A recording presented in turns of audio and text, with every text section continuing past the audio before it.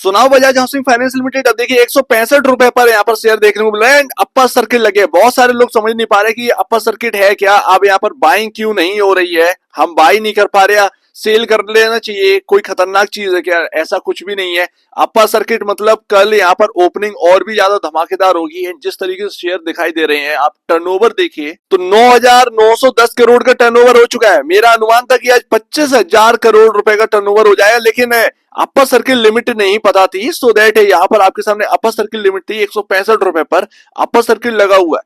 लेकिन यहाँ पर ना वॉल्यूम जो है वो लगातार बढ़ रहे हैं, प्लस इसके साथ साथ यहाँ पर आपका जो टर्नओवर है वो भी इंक्रीज है वो। और इसके साथ साथ यहाँ पर आप बाइंग का जो एक फिगर है उस पर अगर ध्यान देंगे 33,000 के आसपास का यहाँ पर ऑर्डर लगे हुए हैं। तो इससे ज्यादा और क्या चाहिए। बम्पर ओपनिंग यहाँ पर कल की डेट में होनी है। एंड यहाँ पर जो ओपनिंग हुई है उस हिसाब से सबको मौका दिया है इस स्टॉक के अंदर। अब आज की डेट में ना सबसे इंपॉर्टेंट यही होगा कि शाम को डिलीवरी का डेटा आएगा वो कैसा होगा, क्या इसके अंदर सिर्फ और सिर्फ ट्रेडिंग हुई है या फिर कोई इन्वेस्टमेंट भी आई है। और यहाँ पर कल जो है वो लिमिट रहेगी 198 199 रुपए की अपर सर्किट की, ये ध्यान रखिएगा। कल 20% का यहाँ पर जो है ना अपर सर्किट यहाँ पर देखने को मिल सकता है। एंड 20% का मतलब लिमिट रहेगी, 20% नीचे की भी 20% ऊपर के भी। अब अपर सर्किट लगेगा या नहीं लगेगा ये नहीं पता, कितना ऊपर होगा ये भी नहीं कह सकते। हो सकता है 5% ही ऊपर हो सकता है 7% ऊपर हो जाए, हो सकता है 10% ऊपर हो जाए, तो ये कुछ कह नहीं सकते। लेकिन अभी जो है ना 2-3 दिन बहुत ट्रेंडिंग रहने वाले हैं। जगह बहुत छोड़िए, तो डिलीवरी का डेटा आप देखिएगा। प्लस इसके साथ साथ मैं आपको बता दूं, अभी जो मार्केट कैप देखने को मिल रहा है वो 1.32 लाख करोड़ रुपए का देखने को मिल रहा है, ठीक है ना। 1,32,000 करोड़ का मार्केट कैप देखने को मिल रहा है। अनुमान ये था कि 2 लाख करोड़ का मार्केट कैप हमें देखने को मिलेगा। पॉसिबल है यहाँ पर जो जगह बची हुई है वो यहाँ पर तेजी में कन्वर्ट हो, यानी कि ये स्टॉक शायद अभी आपको जो है रुकते हुए ना दिखे, शायद ये 200 पार भी करे, बट उसकी पॉसिबिलिटी कितनी होगी पता नहीं है। इसीलिए मैंने आपसे कहा था कि 50% आप होल्ड करिए। अगर पॉसिबिलिटी होगी 200 से ऊपर जाने की तो वो भी आपके हाथ में मिल जाएगा, ठीक है ना, वो भी आपके हाथ में आएगा। दैट्स वाई अगर किसी ने 50% बुक कर लिया, बहुत ही बढ़िया किया आपने, अपना यहाँ पर जो है ना अपने जेब में रखा। 50% आपका रिमेनिंग है वो आपका बढ़ रहा है, ठीक है ना। अगर वो 200 पार होना होगा, सिंपल सी बात है, आपका पैसा बनता हुआ दिखेगा, ठीक है। अभी जगह बहुत है, अभी जगह बहुत है।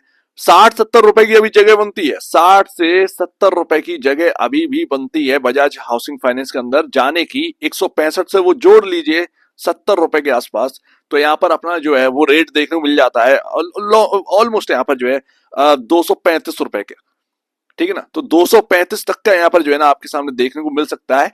अब इसमें वही बात है ना कि सेलिंग भी आएगी, बाइंग भी आएगी, सब कुछ आएगा। इसीलिए आपका 50% आपने इसीलिए तो छोड़ रखा है कि भाई जो होगा देखा जाएगा। 200 के ऊपर जाएगा तो मैं अपना जो है वो 50% बात को बुक करूंगा।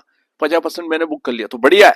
आज जिसने भी बाइंग करी है वो सिर्फ और सिर्फ आज डे लो का स्टॉप लॉस लेकर चले। सिंपल सी बात है, कोई भी स्टॉक लिस्ट होता है या कोई भी स्टॉक है, डे लो का स्टॉप लॉस यहाँ पर जो है आज बना है 147 का, बस वही आपका स्टॉप लॉस है कहीं ना कहीं। और एक ऐसा अनुमान है कि बजाज हाउसिंग फाइनेंस में पैसा इन सभी कंपनियों से निकलकर बजाज हाउसिंग फाइनेंस के स्टॉक में गया, यानी कि हुडको में गिरावट आई, LIC तो 6% घर ही हो गया, PNB हाउसिंग 6% घर ही हो गया, और आपका यहाँ रेपको होम हुआ और कैनफिन होम, यहाँ पर ये सब टूटे हैं। बाकी सब जितने भी हाउसिंग फाइनेंस स्टॉक थे सब 5% के आसपास टूट गए हैं।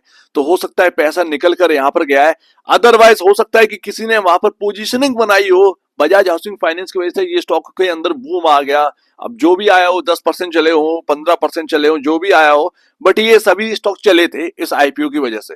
तो शायद उसकी वजह से प्रॉफिट बुकिंग आई हो या यहाँ से पैसा निकलकर बजाज हाउसिंग फाइनेंस में गया हो, दोनों बातें हैं। मतलब जो भी होगा, लेकिन सीधी सी बात है कोई पक्का बता नहीं सकता कि हुआ क्या है।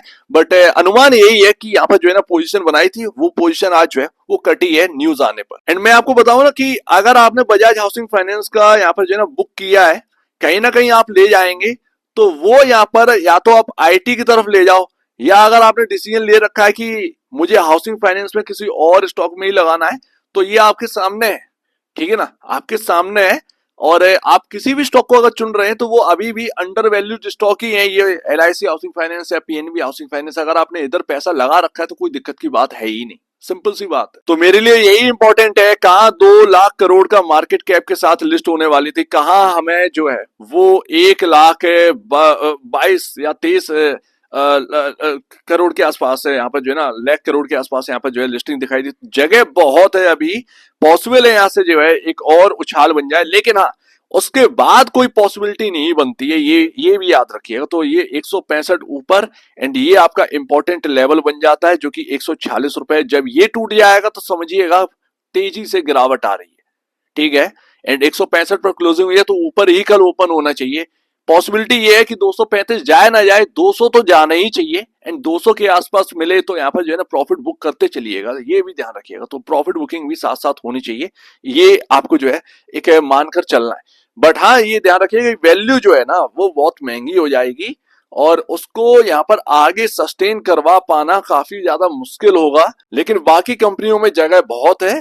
अच्छी बात यह है कि प्रॉफिट बुक करना सबसे बढ़िया रहा एंड उसे आप जो है वो दूसरी जगह ले जा भी सकते हैं। तो ये सारी चीजें उम्मीद है आप इस फंड का जो आपको मिला है उसका एक अच्छा इस्तेमाल करेंगे और उसको जो है साइक्लिकल यहाँ पर तरीके से घुमाइए, जिस सेक्टर में घुमाना है। जैसे टेक्सटाइल यहाँ पर जो है ना काफी ज्यादा सस्ता हमें देखने को मिलता है, तो टेक्सटाइल में आप जो है वो जा सकते हैं, वो पैसा लगा सकते हैं। बांग्लादेश में वैसे ही प्रॉब्लम हुई है, वहां से कंपनियां निकलकर इंडिया की तरफ आ रही हैं, जो फॉरेन कंपनियां हैं, जो गारमेंट कंपनियां हैं, जिनके ब्रांड्स हैं, ठीक है ना, तो वो यहाँ पर जो है ना सहारा लेने वाले इंडिया का। तो यहाँ की कंपनियां जो है टेक्सटाइल की वो चमकती हुई नजर आएंगी जो कंपनियों के लिए काम करती हैं। तो ऐसे यहाँ पर जो है ना कुछ यहाँ पर पिक्स ढूंढिए एंड वहां पर पैसा लगाइए, वहां पैसा बनने के ज्यादा चांसेस है। सो उम्मीद है काफी कुछ आपको समझ में आया होगा। अब डिटेल एनालिसिस पर हम बात करेंगे बाद में, बट अभी आपके सामने अपर सर्किट का ये अपडेट रहा।